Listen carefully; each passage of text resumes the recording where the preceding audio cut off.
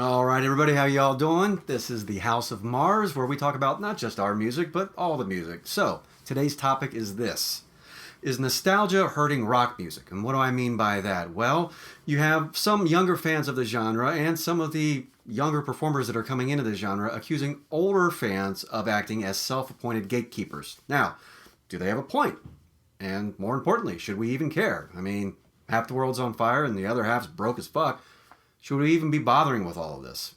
Well, if you're someone who loves music as much as you love, oh, I don't know, food and oxygen, well, the answer is of course. So let's get into it.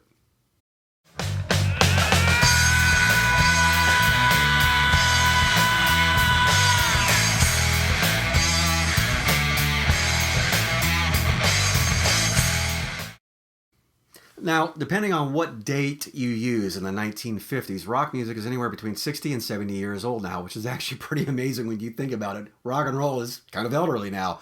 So, on the topic of nostalgia, why is there so much nostalgia? Well, there's a lot of reasons, and a lot of them are pretty obvious. First off, if you had any kind of happy childhood in the past 60 or 70 years, and you were listening to rock music along with that, it's part of your core memory. And as you get older, life gets more difficult and tougher. You tend to look back on your youth and when things were simpler. And again, if rock music was part of that, it's going to be very important to those happier memories of a bygone youth. Also, we have this unfortunate phenomenon now for the past few years where we have older boomer era rock stars passing away now. And now, hello, Gen X, it's happening to us now too. And so there becomes this sort of drive, this need to want to commemorate all this before it's not around anymore, especially the people who created it and contributed so much to our lives. We want to make sure that it's remembered. The level of documentation, it's almost a forensics like documentation that has occurred over rock music, whether it's the lineups of bands or the instruments they used or the tours they went on, the studios that they recorded in. All of these things are being documented like it's ancient history. And on one hand, it's really cool because if it's important at all to us, then yeah, it should be documented and remembered. And then the question, of course, is this all just really too silly? But for those of us, again, who love music, no, it's not silly at all. Also, another aspect of all this nostalgia is memorabilia. Let's face it, nostalgia is big business. And whether you're buying copies of old concert tees or you're buying vinyl, old vinyl, or even reprints of it, posters, whatever, there's big money in catering to older rock fans. And again, when you talk about big money, look at what record labels and investment firms are doing. They are now purchasing the back catalogs of classic rock acts for tens and sometimes hundreds of millions of dollars. So that tells you where the energy's at. It's not looking at the present. It's not looking at the future. It's looking towards the past. That's where all the energy and all the attention, quite frankly, all the money is. Now, in the short term, that might be good for us because it means more stuff for us and more stuff for us to sort of celebrate and collect, I guess. But is that healthy? If you really care about rock and roll, is that healthy for the long-term survival of the genre? Because here's the thing, look, there have always been gatekeepers in rock music, especially heavier rock music, right? There's always been the people who are first on the scene who think it's their job to dictate to everyone else who's coming in, look, this is how it is.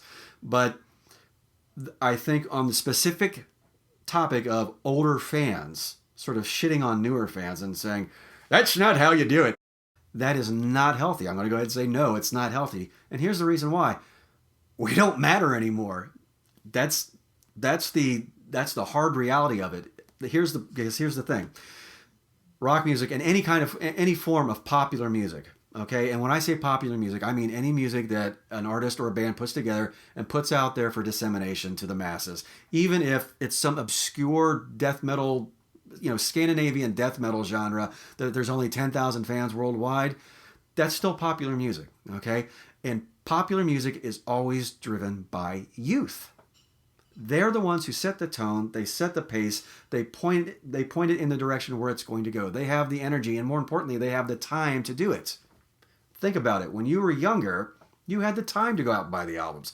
You had the time to sit in your room and listen to the whole thing all the way through and then do it all over again. You had the time to read the liner notes. You had the time to stand in a line for 18 or 24 hours to buy tickets to whatever show you wanted to see, next month. You had the time to do it. And as we get older, this music is still important to us. It's still a part of us. We're still very passionate about it. But We get older, we start adulting more, and pretty soon this music sort of gets shoved off into the corner, kind of like an electric guitar that doesn't get played for a month at a time. And then, after a while, it does. It just becomes more of an exercise in nostalgia than being something that's an integral part of your life. So here's the thing. If you care about the long-term survival of rock music, it's going to be kids that carry the torch forward. It's going to be youth that does it. So if the ever-quotable Machine Gun Kelly or anyone else starts running their mouth and acting like an asshole and telling all the Solar fans to fuck off, well, first off, that's about as rock and roll as you can get. Second off, he's kind of right. We're not setting the tone anymore. They are. And if we sit there and act like a bunch, well, if we act like the old farts who were around when rock music first came along in the 50s, if we sit there and say, what are these kids listening to? These rock and roll, but they're rock and roll and they're hula hoops. What is that? That's not real music. Tommy Dorsey, Glenn Miller, that's real music. Actually, that is really good music. I'm not even going to shit on those guys. That's really good music. But you get my point. All right?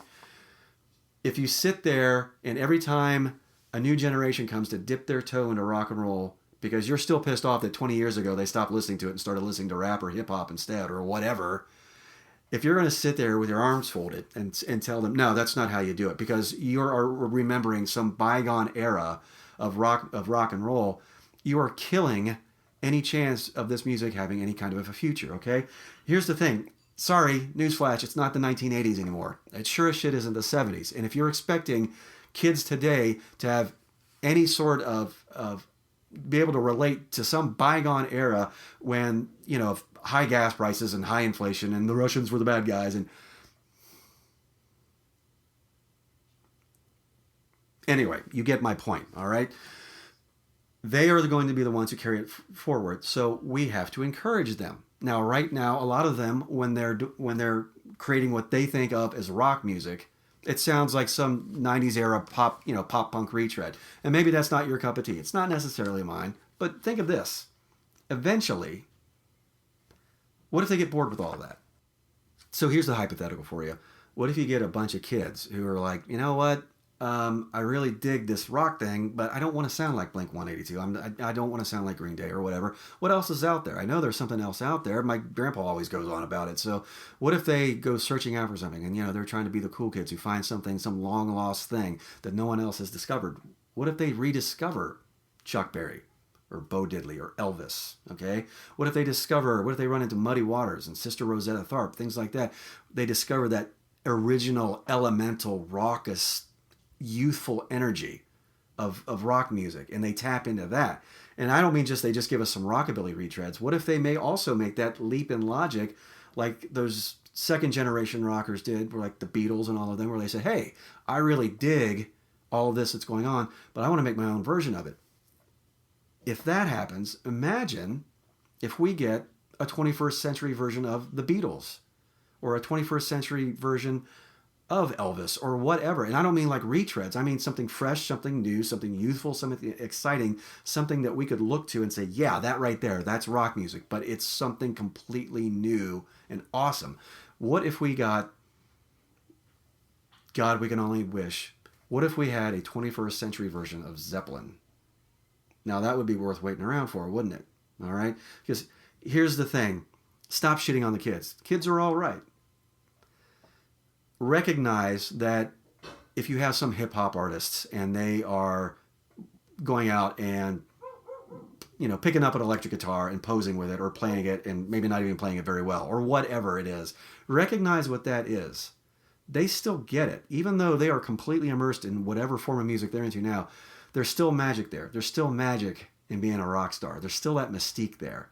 And again, if we encourage that, we may get some really great music out of it. And if you care about the long-term health and vibrancy of this music, that's what we have to do. We have to keep encouraging it. Because again, we're not in charge anymore. All right, thanks for watching. If you could, like and subscribe to this video. Talk to you later.